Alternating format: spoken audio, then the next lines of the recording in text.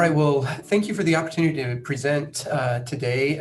Chip asked if I would cover and really review the immunodeficiency phenotypes that have been published and reported in patients with ADA2 deficiency, really from an immunologist perspective. And I think I put up this initial title because, of course, as we've been talking about at this conference and in past DATA2 conferences, the phenotypes of ADA2 deficiency are very broad, and among those are this immunodeficiency phenotype, which of course is what we'll be talking about now. But there's this huge overlap between all of the phenotypes, as represented by this crazy Venn diagram. This is actually just a representation. It's not the numbers don't mean anything here, but it is indicative of how the tremendous phenotypic overlap in patients with ADA2 deficiency.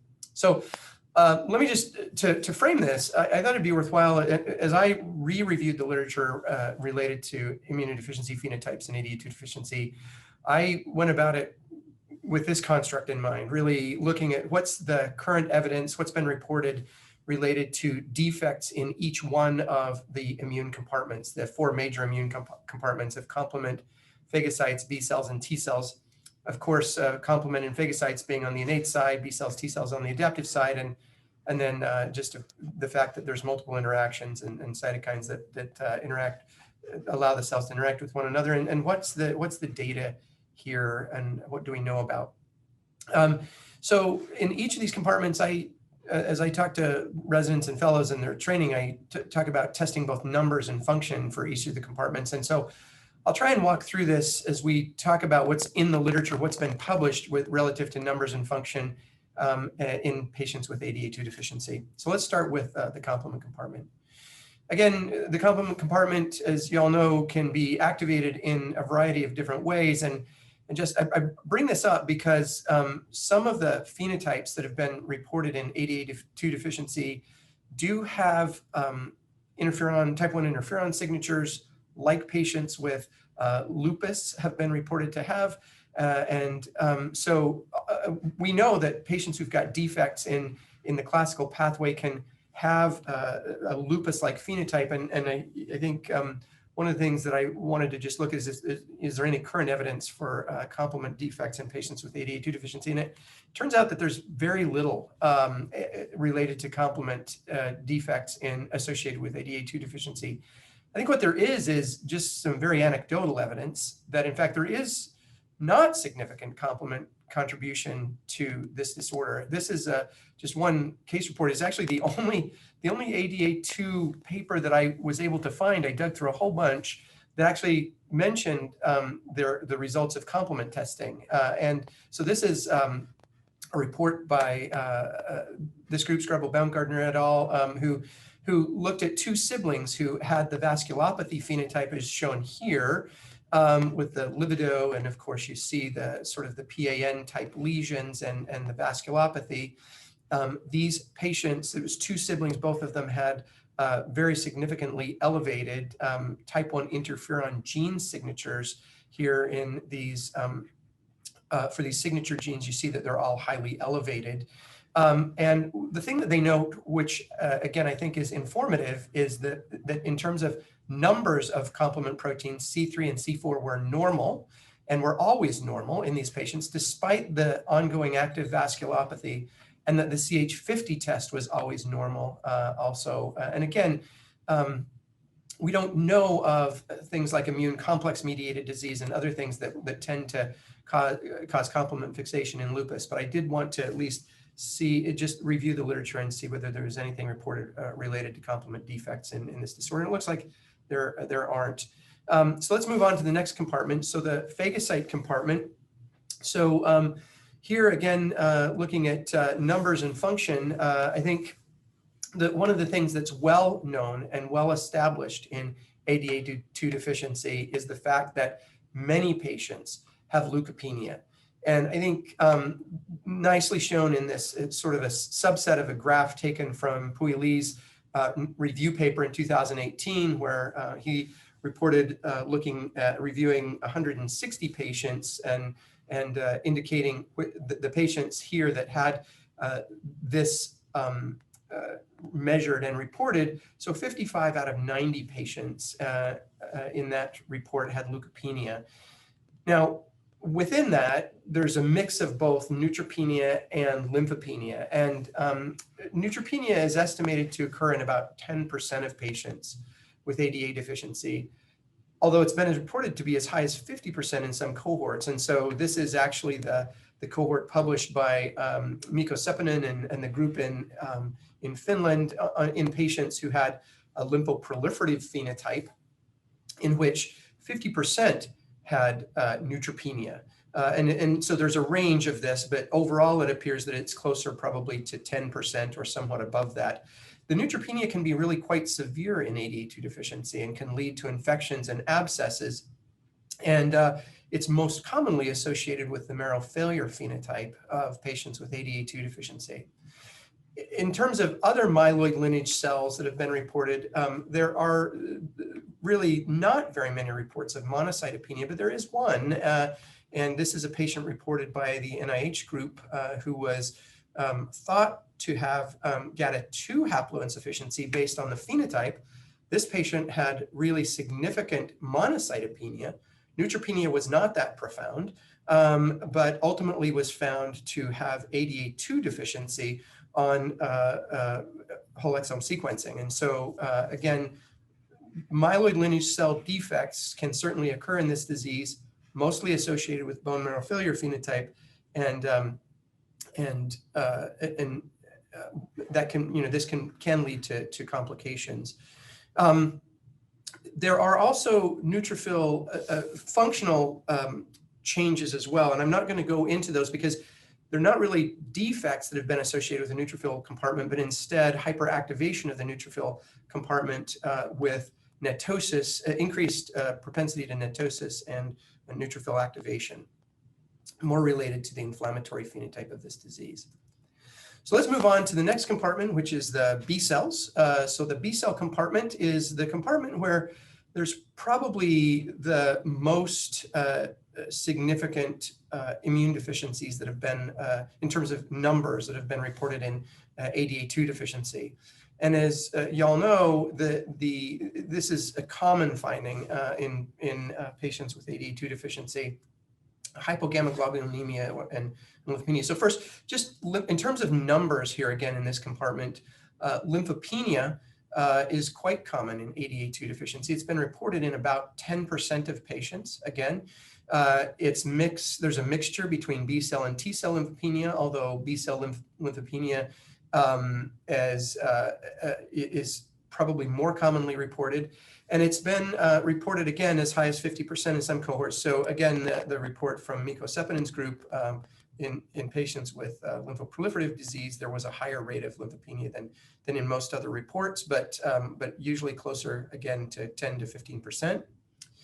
And many of you are familiar with the reports of a common variable immunodeficiency phenotype in patients with ADA2 deficiency. And I think the paper that really highlighted this nicely was this paper from Bodo Grimbacher's group, where they, of course, have been collecting CVID patients for many years, and took 181 patients with unknown genetic defects who had a phenotype of antibody deficiency, and sequenced them. And these patients, some of them had vascular lesions, some did not.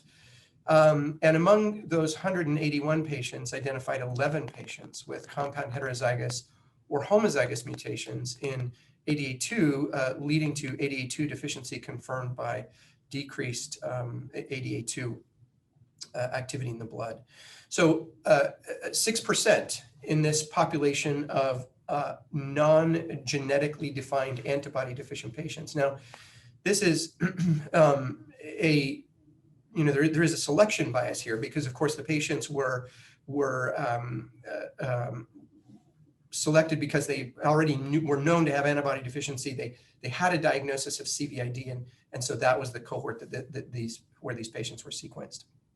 Now, in addition to this linkage with CVID, there are also, of course, decreased class switch memory B cells that have been reported in many patients with ADA2 deficiency, and in most patients who have the phenotype of hypogammaglobulinemia. And this is data from a nice paper just recently published from Marco Gatorno's group. And this shows that, again, that patients with ADA2 deficiency have decreased total numbers of CD27 positive memory B cells compared to healthy donors, shown here. And that they also, within that memory compartment, the number of class switched memory B cells is also decreased relative to healthy donors. And this has been reported before, was reported in the patients with CVID, but this is a deeper look that Marco's lab has taken and to confirm this result. And as I'll show you in a little bit, also linked with this, potential defects in TFH cell function, so T follicular helper cell function, T follicular helper cells that play a role in class switching B cells to switch from making IgM to IgG, to switch them to IgG and IgA, et cetera.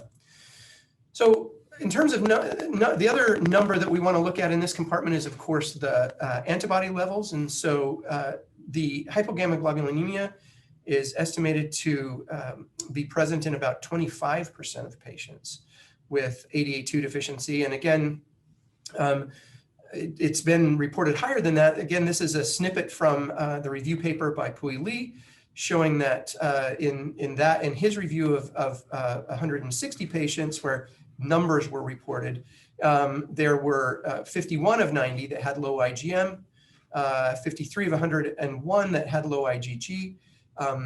The IgM deficiency or low IgM levels, it's not really truly a deficiency, but just hypo IgM in ADA2 deficiency has been reported in the past and seems to be more prevalent than IgG deficiency. But together, it does affect a large number of patients.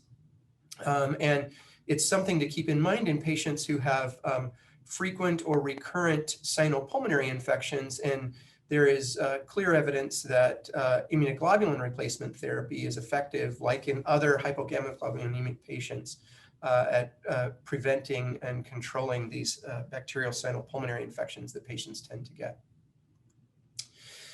There's also a little bit of data in the literature about functional B cell and antibody defects. And really, in this case, the function is really measured by looking at vaccine responses most effectively. And typically in the immunology clinic, we look at vaccine responses both to protein antigens and to carbohydrate antigens. And this is variably reported. It's not universally done. Or at least it's not universally reported in the literature. Again, because of this broad clinical variability in the phenotypes of patients with ADA2 deficiency, this would likely only be done in those patients who are suspected to have the immunodeficiency phenotype. But it does track with patients who've got both decreased switch memory B cells or hypogammaglobulinemia, that there are poor responses or decreased responses to both protein and carbohydrate antigens, which again goes along with this phenotype of hypogammaglobulinemia and antibody deficiency. Lastly, we can move to the T cell compartment. And so here again, numbers and function. And I think numbers-wise, there are a fair number of patients who've been reported to have T cell lymphopenia. Again, this varies substantially between different subsets of patients, but has been reported in up to potentially 10% of patients with ADA2 deficiency. And so T cell lymphopenia, B cell lymphopenia, sometimes both in some patients, but one thing that you need to consider in patients with ADA2 deficiency.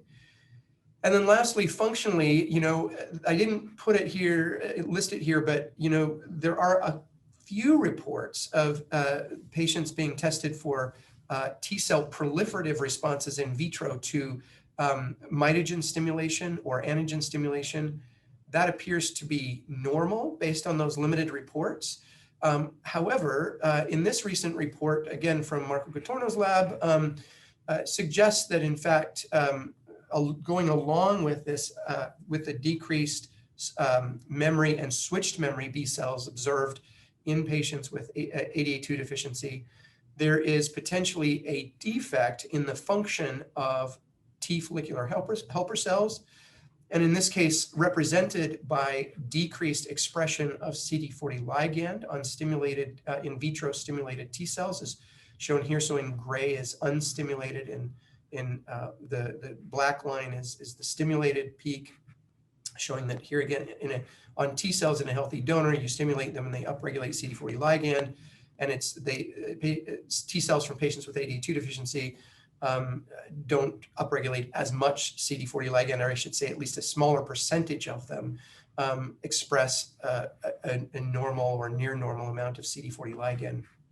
That's represented here graphically, and was found to be statistically significant. So again, I think there's more to discover related to this, this phenotype of patients with ADA2 deficiency related to their humoral or antibody defects.